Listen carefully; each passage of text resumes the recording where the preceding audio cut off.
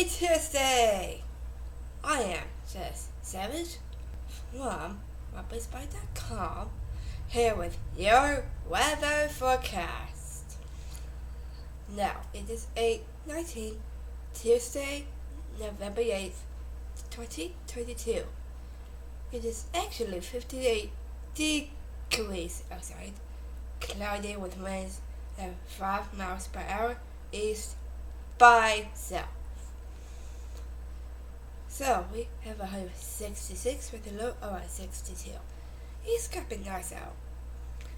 So for today, a 50% chance of showers and thunderstorms, mainly be for noon, cloudy with with winds 9 to 11 miles per hour. And tonight, mostly cloudy with winds 7 to 10 miles per hour with gusts as high as 20 miles per hour. For today, and maybe eat tacos. Thanks for watching and have a nice day. Bye! Sorry.